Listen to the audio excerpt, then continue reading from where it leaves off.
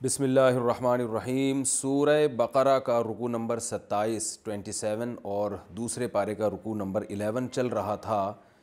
پچھلے ایپیسوڈ میں ہم یہاں تک پہنچے تھے، آیت کا رکوع کا لفظی ترجمہ بھی ہو چکا تھا، مختصر گرامر بھی ہو چکی تھی اور اس کی تفسیر چل رہی تھی۔ تو اس رکوع کی آخری آیت کی تفسیر رہ گئی تھی، وہ تفسیر میں آخری آیت کی کمپلیٹ کر کے پھر انشاءاللہ اس رکوع سے جو ہمیں علمی اسباق ملتے ہیں وہ میں انشاءاللہ بیان کروں گا۔ اعوذ باللہ من الشیطان الرجیم، بسم اللہ الرحمن الرحیم۔ وَلَا تَنْكِحُوا الْمُشْرِكَاتِ حَتَّى يُؤْمِنَّ، مشرک عورتوں سے نکاح مت کرو یہاں تک کہ وہ ایمان لے آئیں۔ وَلَأَمَةٌ مُؤْمِنَةٌ خَيْرٌ مِّن مُشْرِكَةٍ، اور ایک باندی جو مومن ہو وہ بہتر ہے مشرک عورت سے۔ وَلَوْ أَعْجَبَتْكُمْ، اگرچہ وہ مشرک عورت تمہیں کیسا ہی تعجب میں ڈال دے، یعنی بہت ہی خوبصورت کیوں نہ ہو، بہت ہی اٹریکٹیو کیوں نہ ہو۔ وَلَا تُنْكِحُوا الْمُشْرِكِينَ، اور نکاح مت کراؤ مشرک اور مردوں سے، یعنی اپنی عورتوں کا نکاح بھی مشرک مردوں سے مت کراؤ۔ حَتَّى يُؤْمِنُوا، یہاں تک کہ وہ ایمان لے آئیں۔ وَلَعَبْدٌ مُؤْمِنٌ خَيْرٌ مِّن مُشْرِكٍ، اور ایک مومن غلام یہ مشرک مرد سے بہتر ہے، آزاد مرد سے۔ وَلَوْ أَعْجَبَكُمْ، اگرچہ وہ مشرک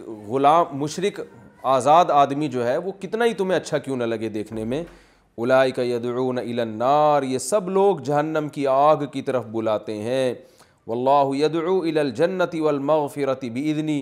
اور اللہ بلاتا ہے جنت کی طرف اور اپنے حکم سے مغفرت کی طرف بلاتا ہے تمہیں۔ ویبین آیاتہ للناس لعلہم یتذکرون، اور اپنی آیتیں کھول کھول کے لوگوں کے لیے بیان کرتا ہے شاید کہ وہ نصیحت حاصل کر لیں۔ تو اس آیت میں اللہ نے حکم دیا کہ نہ تو مسلمان مرد کسی مشرک عورت سے شادی کر سکتا ہے اور نہ مسلمان عورت کسی مشرک آدمی سے شادی کر سکتی ہے۔ اسی بیس پر پوری امت کا اجماع ہے کہ میاں بیوی کے لیے اسلام میں دونوں کے لیے مسلم ہونا ضروری ہے۔ البتہ سورہ مائدہ کی آیات سے پتہ چلتا ہے کہ اس سے اہل کتاب اس اصول سے خارج ہیں۔ اہل کتاب سے ہماری مراد ہے یہودی اور عیسائی۔ تو وہاں سورہ مائدہ میں اللہ تعالیٰ نے یہودی اور عیسائی عورتوں سے مسلمان مرد کو نکاح کی اجازت دی ہے۔ الیوم احل لکم الطیبات وطعام الذین اوتوا الکتاب حل لکم وطعامکم حل لہم والمحصنات من المؤمنات والمحصنات من الذین اوتوا الکتاب من قبلکم۔ تو اس آیت کی بیس پر اجماع ہے کہ اگرچہ عیسائی مشرک ہوتے ہیں، اگرچہ یہودی مشرک ہی کیوں نہ ہوں، تو پھر بھی ان کی عورت سے مرد نکاح کر سکتا ہے، اور اس پر پوری امت کا اجماع ہے۔ شروع میں کچھ اختلاف رہا ہے بعض صحابہ کا، لیکن بعد میں اس پوری امت کا اجماع ہو گیا، اور اجماع خود ایک دلیل قطعی ہے جس کا انکار کرنا جائز نہیں ہے۔ تو مسلمان مرد کسی عیسائی عورت سے یا یہودی عورت سے نکاح کر سکتا ہے، لیکن مسلمان عورت کسی عیسائی مرد یا عیسائی یہودی مرد سے نکاح نہیں کر سکتی، یہ خوب سمجھ لیں۔ اب مسلمان مرد کے لیے جو جائز ہے کسی عیسائی عورت یا یہودی عورت سے نکاح کا حکم، اس کا مطلب کیا ہے؟ تو یہ ضروری ہے کہ وہ یہودی یا عیسائی واقعتاً عیسائی یا یہودی ہو، یعنی اگر وہ یہودی ہے تو حضرت موسیٰ علیہ السلام کو اللہ کا پیغمبر کلیم اللہ مانتا ہو، تورات پر ایمان رکھتا ہو۔ عیسائی ہے تو حضرت عیسیٰ علیہ السلام کو اللہ کا نبی مانتا ہو اور انجیل پر ایمان رکھتا ہو۔ وہ الگ بات ہے کہ وہ حضرت عیسیٰ کو عیسائی اللہ کا بیٹا مانتے ہیں، اس کی وجہ سے مشرک ہیں، تو وہ ٹھیک ہے، اس پہ ان کو آخرت میں سزا ملے گی، لیکن اس کی بیس پر ان کی عورتوں سے نکاح حرام نہیں ہو جائے گا، عورتوں سے نکاح پھر بھی جائز رہے گا۔ بس اتنا کافی ہے کہ وہ بائبل کو مانتے ہوں اور جو ہے وہ حضرت عیسیٰ کو اللہ کا پیغمبر مانتے ہوں، باقی وہ بیٹا مانتے ہیں، بہت بڑا جرم ہے، اس کی سزا ان کو آخرت میں ملے گی، لیکن اہل کتاب کی فہرست سے وہ خارج نہیں ہو جائیں گے۔ آج کل جو بہت سے یہودی یا عیسائی ہیں وہ دہری ہو چکے ہیں، ملحد ہو چکے ہیں، وہ صرف نام کے عیسائی رہ گئے ہیں۔ جیسے یورپ میں، امریکہ میں، ان کنٹریز میں جو بہت سارے عیسائی ہیں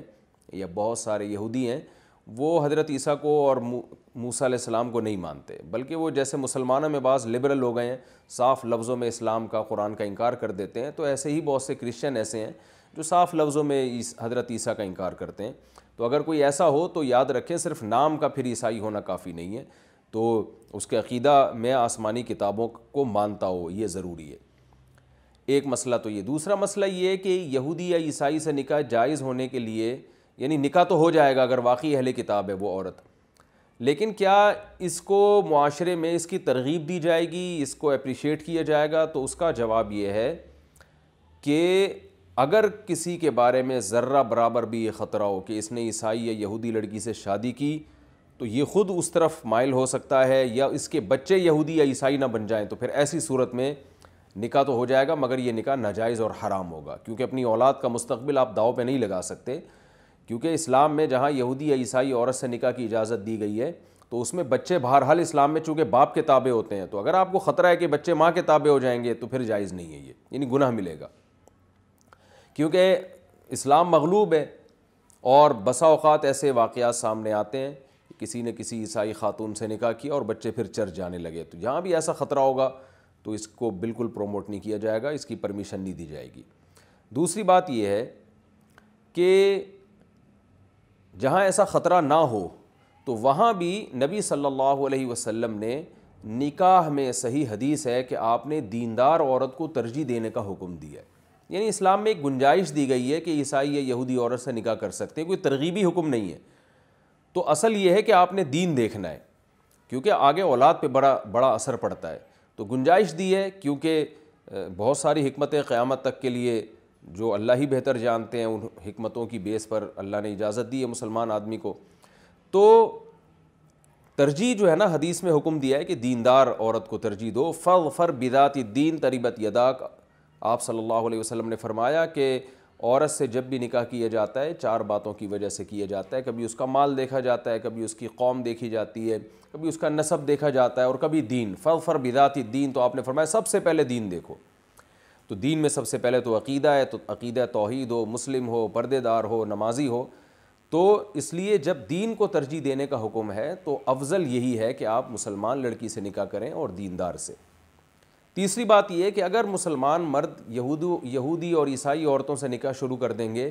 تو آج کل ویسے ہی مسلمان عورتوں کے لیے رشتوں میں بہت زیادہ مشکلات ہیں، یہ مشکلات اور زیادہ بڑھ جائیں گی، کیونکہ مسلمان عورت کے لیے بالکل حلال نہیں ہے کہ غیر مسلم سے نکاح کرے وہ مرد سے۔ تو اس لیے میں لوگوں کو یہ ترغیب دیتا ہوں، اگر کسی نے یہ کام کرنا ہی ہے، کسی عیسائی یا یہودی لڑکی سے نکاح کرنا ہی ہے، تو وہ پھر کسی مسلمان عورت سے بھی نکاح کرے، یعنی وہ دوسری شادی کرے پھر کسی یہودی یا عیسائی لڑکی سے، تاکہ مسلمان لڑکیوں کے لیے رشتوں میں اور زیادہ مشکلات کھڑی نہ ہو جائیں۔ تو یہ تو یہود و نصارہ کا حکم ہے، لیکن یہود و نصارہ کے علاوہ عورتوں کا حکم یہ ہے کہ کوئی بھی ان میں کسی بھی مذہب سے ہو، مسلمان مرد کے لیے بھی اس سے نکاح جائز نہیں، اور مسلمان عورت کے لیے بھی نکاح جائز نہیں ہے، یہ خوب اچھی طرح سمجھ لیں۔ آج یہ بھی ایک رواج چل پڑا ہے، بہت افسوس ہوتا ہے جب سنتے ہیں کسی مسلمان عورت نے کسی ہندو سے شادی کر لی، یا کسی ہندو مرد نے کسی مسلمان مرد نے کسی ہندو لڑکی سے شادی کر لی، تو ایسا نکاح شرعاً کالعدم ہے، یہ اس کا ہونا نہ ہونا برابر ہے، تو یہ بالکل زنا کے حکم میں، اور یہ آیت واضح ہے، اور اس میں اللہ نے صاف حکم دیا، پوری امت کا اس مسئلے پر اجماع ہے۔ اسی میں یہ بھی داخل ہے کہ اگر کوئی نکاح تو مسلمان نے مسلمان عورت سے کیا تھا، لیکن بعد میں کوئی مرتد ہو گیا، مسلمان مرد کافر ہو گیا یا مسلمان عورت کافر ہو گئی، تو بھی فوراً نکاح ٹوٹ جاتا ہے۔ تو کیونکہ دونوں کا مسلمان ہونا کافی نہیں ہے، بلکہ مسلمان یعنی اسلام پہ رہنا بھی ضروری ہے، تو میاں بیوی میں سے اگر کوئی بھی اسلام کو چھوڑ دے تو ایسی صورت میں ان کا نکاح ختم ہو جاتا ہے، تو ان پر لازم ہوتا ہے کہ وہ دوبارہ کلمہ پڑھ کے مسلمان ہو اور اپنا نکاح بھی دوبارہ پڑھائے وہ۔ تو یہ تو اس رکوع کی تفسیر تھی۔ اب میں نمبر وار اس کے کچھ علمی جو اسباق ملتے ہیں وہ بتاتا ہوں، اور اس نکاح کے مسئلے کو اس میں مزید بھی میں اس ٹاپک میں انشاءاللہ ڈیٹیل سے بیان کروں گا۔ سب سے پہلی جو آیت تھی اس رکوع کی، اللہ تعالیٰ نے فرمایا کہ محترم مہینوں میں یہ لڑائی کے بارے میں پوچھتے ہیں، تو ان کو بتا دیا جائے کہ ٹھیک ہے اس میں لڑائی بری چیز ہے، لیکن اللہ کے راستے سے روکنا، کفر کرنا، مسجد حرام سے روکنا، یہ سب اس سے بھی برے برے کام ہیں۔ تو یہ الزامی جواب ہے، تو یہ قرآن کا ایک طریقہ الزامی جواب بھی ہے، اور یہ طریقہ اللہ تعالیٰ کی سنت ہے۔ تو ہم بھی اہل باطل سے جب کوئی بات کرتے ہیں، ڈیبیٹ کرتے ہیں، تو ہم بھی الزام کے طور پہ جواب دے سکتے ہیں۔ ایک بڑے عالم کی تقریر میں سن رہا تھا، انہوں نے کہا کہ یہ جو لوگ کہتے ہیں نا کہ اسلام تلوار کے زور سے پھیلا ہے، اکثر اہل مغرب یہ اعتراض کرتے ہیں، تو ان سے کہو کہ تم نے بم کے زور سے کیا پھیلایا ہے؟ ہم نے اگر تلوار سے اسلام پھیلایا ہے، تم نے بم کے زور سے دنیا میں زنا پھیلایا ہے، تم نے ہومو سیکس کو دنیا میں پھیلایا ہے، تم نے شراب کو دنیا میں پھیلایا ہے، اور یہ سب بم کی طاقت سے، اور یعنی زبردستی یہ چیزیں دنیا میں آپ نے ان کو پروموٹ کیا ہے، کوئی اس کے خلاف آواز نہیں اٹھا سکتا، اور لیگل کیا ہے بے پردگی کو۔ تو اگر اسلام نے بالفرض تلوار کے زور سے توحید کو پھیلایا، زنا کو ختم کیا، شراب کو ختم کیا، والدین کے حقوق، رشتہ داری جوڑنا، صدقات و خیرات، ان چیزوں کو، اسلام تو انہی چیزوں کا نام ہے، تو اگر اسلام نے تلوار کے زور سے یہ کام کیے ہیں تو آپ نے بم کی طاقت سے دنیا میں کیا کیا ہے، اور جو بدامنی دنیا میں پھیلائی ہے، تو یہ بھی ہم اہل باطل کو جواب دے سکتے ہیں۔ تو یہ طریقہ کہلاتا ہے الزامی جواب۔ حضرت موسیٰ علیہ السلام کو جب فرعون نے بلایا، حضرت موسیٰ علیہ السلام جب فرعون کے پاس گئے تبلیغ کے لیے، تو حضرت موسیٰ علیہ السلام نے جب فرعون کو تبلیغ کی تو فرعون کہنے لگا کہ الم نربک فینا ولیدا ولبثت فینا من عمرک سنین، اے موسیٰ میرے تو تجھ پر بڑے احسانات ہیں، تو میرے محل میں پل کے جوان ہوا ہے، اور بہت عرصہ تو نے میرے محل میں تو رہا ہے۔ تو حضرت موسیٰ علیہ السلام نے اس کے احسانات پر ایک الزامی جواب دیا، تلک نعمت تمنھا علی ان عبدت بنی اسرائیل، اے فرعون تو جو اتنے احسانات گنوا رہا ہے تو ذرا یہ احسان بھی تو گنا نا کہ میری قوم کو تو نے جو کئی سالوں سے غلام بنایا ہوا ہے، اس کا بھی تو کچھ تذکرہ آنا چاہیے۔ تو یہ کیا بات ہے کہ ایک ہی چیز دیکھ رہے ہو، دوسری چیز نہیں دیکھ رہے؟ تو یہ بھی ایک دلیل دینے کا طریقہ ہوتا ہے، اور اہل باطل کو ان کی اصل اوقات دکھانا اور ان کی اصل چہرہ دکھانا، یہ بھی قرآن کا ایک طریقہ ہے، اس سے ہمیں یہ سبق ملتا ہے۔ تو اپنی ڈیبیٹ میں، اپنی بحث میں اس کا خیال ہمیں کرنا چاہیے۔ اچھا بھائی، دوسری بات اس میں ہمیں یہ بھی پتہ چلا، وَلَا يَزَالُونَ يُقَاتِلُونَكُمْ حَتَّى يَرُدُّوكُمْ عَنْ دِينِكُمْ إِنِ اسْتَطَاعُوا۔ یہ لوگ اعتراض کرتے ہیں نا کہ یہ لڑتے کیوں ہیں، اس مہینے میں کیوں لڑ رہے ہیں، تو اللہ نے بتایا کہ یہ لوگ تم سے لڑتے رہیں گے اس وقت تک جب تک یہ تمہیں تمہارے دین سے مکمل ہٹا نہ دیں، اگر ان میں طاقت ہو۔ تو اس سے بھی پتہ چلتا ہے کہ یہ جو ہمیں پر الزام لگاتے ہیں نا، ہم کیوں لڑتے ہیں، ہم اپنے ملک کے دفاع میں، اپنی قوم کے، اپنے مذہب کے دفاع میں، اور دہشت گردی کے لیبل لگاتے ہیں، ہم جب اپنے دفاع کی بات بھی کرتے ہیں تو اللہ فرماتے ہیں اگر ان کے پاس قوت آ گئی نا تو یہ اس سے زیادہ لڑیں گے، تو یہ ان کے اصول صرف تمہارے لیے ہیں، اور آج بھی دنیا میں یہ سب چیزیں ہم دیکھ رہے ہیں، نظر آ رہا ہے۔ اللہ نے اس میں ایمان والوں کو، ہجرت کرنے والوں کو، اور اللہ کی راہ میں جہاد کرنے والوں کی بھی فضیلت بیان کی ہے کہ یہی لوگ ہیں جو اللہ کی رحمت کی امیدیں لگا کے بیٹھے ہیں۔ اسی رکوع میں اللہ نے فرمایا شراب اور جوئے کو حرام قرار دیا، اور بتایا کہ اس میں لوگوں کے فائدے بھی ہیں لیکن اس کا گناہ ان کے فائدوں سے زیادہ ہے۔ تو یہ جو قرآن کا انداز ہے، اس میں ہر اس باطل کے نظریے پر رد ہے جو کسی بھی برائی کی خوبیاں بیان کر کے اس برائی کو معاشرے میں پروموٹ کرنے کی کوشش کرتے ہیں۔ ہر برائی میں کچھ نہ کچھ فائدے بھی ہوتے ہیں۔ آپ نے دیکھا ہوگا آج بہت سے نام نہاد لبرل لوگ جو ہیں وہ بہت ساری چیزوں کے، بھئی خواتین کو گھروں سے نکالنا چاہیے، اس سے یہ ہوتا ہے، بعض خواتین پہ گھروں میں ظلم ہوتا ہے، ٹھیک ہے، بعض پہ گھروں میں ظلم ہوتا ہے، اس کا یہ حل تو نہیں کہ سب کو ہی گھروں سے نکال دیں آپ۔ اور جی اس طرح کے کچھ واقعات ہوتے ہیں۔ وہ ایک صاحب بیان کر رہے تھے کہ جی وہ فلاں گاؤں میں ایک بچے کو بہت مارا ہے باپ نے، تو بچوں کے حقوق پر آواز اٹھائی انہوں نے، اور یہ کہا کہ یہ باپ کو بچے پہ ہاتھ اٹھانے کی اجازت ہی نہیں ہونی چاہیے، جیسے یورپ میں ہے نا کہ بچہ فوراً فون کر کے باپ کو جیل میں بند کرتے ہیں، ہمارے ملک میں بھی ہونا چاہیے، اور دو چار واقعات۔ اب یہ نہیں دیکھ رہے ہوتے کہ اگر یہ لاء پاس ہو گیا کہ باپ بچے پہ ہاتھ اٹھائے اور بیٹا باپ کو جیل میں بھیج دے، اس کے جو سائیڈ ایفیکٹ ہیں وہ بہت زیادہ ہوں گے، اور وہی ہو جائے گا کہ اولاد باغی ہو جائے گی۔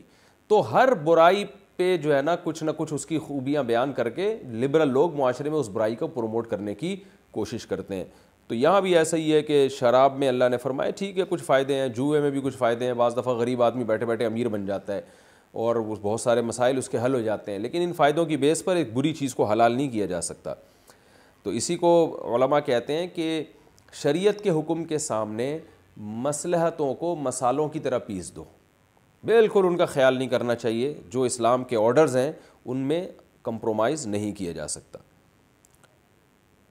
اسی میں رکوع میں ہمیں یہ بھی پتہ چلا کہ اللہ نے ہمیں اضافی مال خرچ کرنے کا حکم دیا۔ احادیث میں اس کی بڑی ترغیب ہے کہ ایسے خرچ نہ کرو کہ کل دوسروں کے سامنے ہاتھ پھیلانا پڑے، کیونکہ اللہ تعالیٰ یہ چاہتے ہیں کہ انسان کے ہاتھ صرف اور صرف اللہ کے سامنے جھکیں۔ استغنا یہ بہت بڑی نعمت ہے اللہ کی طرف سے اگر کسی کو میسر ہو جائے۔ تو جو اضافی ہے، اور یہ بھی پتہ چلا کہ اضافی کو خرچ بھی کرنا چاہیے، ساری دولت پہ سانپ بن کے نہیں بیٹھ جانا چاہیے۔ اس کے اصول کیا ہیں، کتنا خرچ کرنا، یہ میں تفصیل سے بتا چکا ہوں۔ یتیموں کے بارے میں جو حکم دیا گیا کہ ان کے مال کو اپنے مال کے ساتھ تم ملا سکتے ہو، حالانکہ اس میں یہ خطرہ ہے کہ تھوڑا سا تم ہو سکتا ہے ان کا مال زیادہ کھا لو، لیکن یہ بھی ہے کہ ہو سکتا ہے وہ زیادہ کھا لیں۔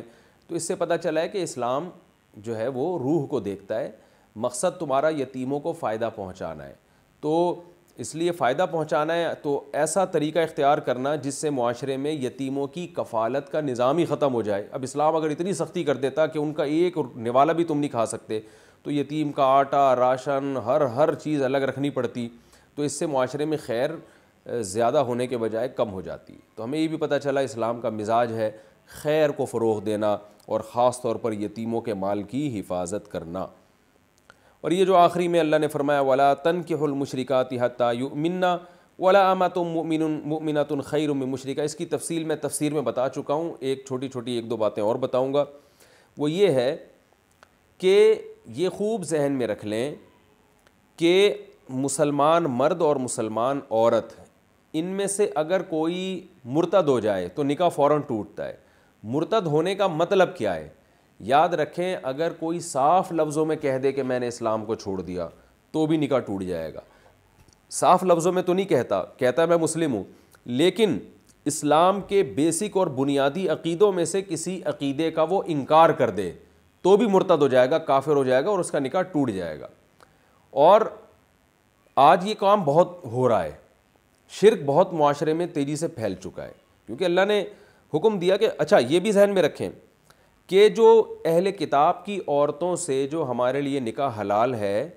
تو اس میں صرف یہودی اور عیسائی داخل ہیں، یاد رکھیں۔ اگر کوئی مسلمان مرتد ہو جاتا ہے، مثال کے طور پر کوئی مسلمان عیسائی بن جاتا ہے تو، یا مسلمان عورت عیسائی بن جاتی ہے تو اس سے نکاح حلال نہیں رہتا، وہ مرتد ہو گئی ہے۔ مثال کے طور پر ایک مرد مسلمان تھا، اس کی مسلمان بیوی تھی، اور مسلمان بیوی نے اسلام چھوڑ کر عیسائیت کو قبول کر لیا، تو جیسے ہی وہ عیسائیت قبول کرے گی نکاح ختم ہو جائے گا۔ پھر ہم یہ نہیں کہہ سکتے کہ مسلمان مرد کا چونکہ عیسائی عورت سے نکاح جائز ہے تو یہ بھی تو عیسائی ہوئی ہے نا۔ تو اس میں اور عام عیسائی میں فرق یہ ہے کہ وہ عیسائی گھرانے میں پیدا ہوئی ہے، وہ پہلے سے عیسائی تھی، اور یہ جو ہے یہ مسلمان ہو کے عیسائی بنی ہے، تو یہ تو مرتد ہو گئی ہے۔ تو مرتد کا کے احکام الگ ہیں، اور جو پیدائشی عیسائی ہو اس کے احکام الگ ہیں۔ تو مرتد کا نکاح بہرحال ختم ہوگا۔ تو یہ خوب سمجھ لیں کہ مسلمان مرد اور عورت میں سے اگر کوئی عیسائی ہو جائے یا کوئی ہندو ہو جائے تو پھر ان کا نکاح باقی نہیں رہتا۔ اور زبان سے اب یہ کہنا ضروری نہیں کہ میں ہندو، اسلام کے کسی بیسک اور بنیادی عقیدے کا بھی اگر انکار کر دے گا تو بھی نکاح ٹوٹ جائے گا۔ مثال کے طور پر شرک، اگر کسی کا یہ عقیدہ ہے کہ اللہ کے رسول صلی اللہ علیہ وسلم ہر جگہ حاضر ناظر ہیں، اللہ کے رسول ہر جگہ سے ہماری ندا کو، ہماری آواز سنتے ہیں اور ہماری پکار کا جواب دیتے ہیں براہ راست، اگر کسی کا یہ عقیدہ ہے کہ اللہ نے اپنے نبی کو بھی اختیارات دے دیے ہیں اسباب سے ہٹ کر، یعنی اللہ نے آپ کو مختار بنا دیا ہے اور آپ جب چاہیں جہاں سے بیٹھ کر ہماری مدد کرنا چاہیں تو کر سکتے ہیں، اگرچہ وہ یہ کہتے ہیں کہ اللہ نے یہ اختیارات دیے ہیں، لیکن قرآن کہہ رہے ہیں اللہ نے کسی کو بھی اختیارات نہیں دیے ہیں۔ قرآن میں جس شرک کی نفی ہے وہ یہی ہے کہ اللہ نے کسی کو اس طرح کے اختیارات دیے ہی نہیں ہیں، اور اس معاملے میں اللہ نے کسی کو اپنا شریک بنایا ہی نہیں ہے، لہذا اللہ کے سوا کسی کو پکارنا اسباب سے ہٹ کر کہ میری بیٹھے بیٹھے کوئی بھی یہاں میری حاجت روائی کر سکتا ہے، چاہے وہ پیغمبر ہو چاہے فرشتے ہوں، کسی کو بھی اگر کوئی پکارتا ہے تو وہ اسلام سے خارج ہے، چاہے وہ کیسے ہی عشق رسول کے دعوے کر رہا ہو، تہجد کے محراب اس کی ماتھے پہ بن چکے ہوں، رو رو کے آدھا ہو گیا ہو وہ، لیکن مشرک کی مغفرت نہیں ہے اور شرک کرتے ہی انسان اسلام سے خارج ہو جاتا ہے۔ تو اس لیے اگر آپ کہیں نکاح کا پیغام بھیجتے ہیں کسی ایسی جگہ پہ جو بدعت کا ارتکاب کرنے والے لوگ ہیں تو ان سے ان کے بیسک عقیدوں کے بارے میں پوچھ لینا چاہیے کہ بھئی آپ نبی صلی اللہ علیہ وسلم کو حاجت روا مشکل کشا تو نہیں سمجھتے؟ آپ نبی کی بشریت کے منکر تو نہیں ہیں. اگر کوئی کہتا ہے نبی بشر نہیں ہے نور ہیں, تو بشر کا ہونا بھی قرآن سے بہت واضح لفظوں میں ثابت ہے. اگر آپ کوئی بشریت کا انکار کر دیتا ہے صاف لفظوں میں تو وہ بھی اسلام سے خارج ہو جائے گا. تو ختم نبوت کا اگر کوئی انکار کرتا ہے, جیسے قادیانی ہے, بعض لوگ کہتے ہیں قادیانی اہل کتاب میں سے ہیں, اہل کتاب میں سے نہیں ہیں, کیونکہ ان کا جرم یہود و نصارہ سے بڑھ کر ہے. یہود و نصارہ اپنے مذہب کو اسلام نہیں کہتے, جبکہ قادیانی اسلام کا ایک بیسک بنیادی عقیدہ ہے ختم نبوت, پوری امت کا اجماعی, اس کا انکار کر کے بھی اپنے آپ کو مسلم کہتے ہیں. تو اس لیے وہ اہل کتاب کے احکام میں داخل نہیں ہے, بلکہ ان کا بھی مرتد اور زندیق کا حکم ہے. تو اس لیے ان کی عورتوں سے بھی نکاح حلال نہیں ہے. اگر مرد اور مسلمان عورت یا مسلمان مرد میں سے اللہ نہ کرے کوئی قادیانی ہو جائے تو اسی وقت نکاح ٹوٹ جائے گا. تو اسی طرح کوئی جو ہے نا کوئی بھی ایسے مسلک سے وابستہ ہے جس میں اسلام کے بیسک اور بنیادی عقیدوں کا انکار ہے تو یاد رکھیں وہ اسلام سے خارج ہے. قرآن میں حضرت عائشہ رضی اللہ تعالی عنہا کو پاک دامن قرار دیا گیا ہے. سورہ نور میں صاف آیتیں ہیں کہ امی عائشہ رضی اللہ تعالی عنہا پر جو تہمت لگی تھی وہ جھوٹی تہمت تھی. لہذا اگر کوئی شخص امی عائشہ رضی اللہ تعالی عنہا کو معاذ اللہ یہ سمجھتا ہے کہ انہوں نے معاذ اللہ نقل کفر بدکاری کی تھی, کوئی رافضی یہ سمجھتا ہے, تو وہ بھی اسلام سے خارج ہے. اور ایسی عورت سے نکاح بھی جائز نہیں ہے, اور ایسی عورت کا کسی مسلمان عورت کا ایسے مرد سے نکاح بھی جائز نہیں ہے. تو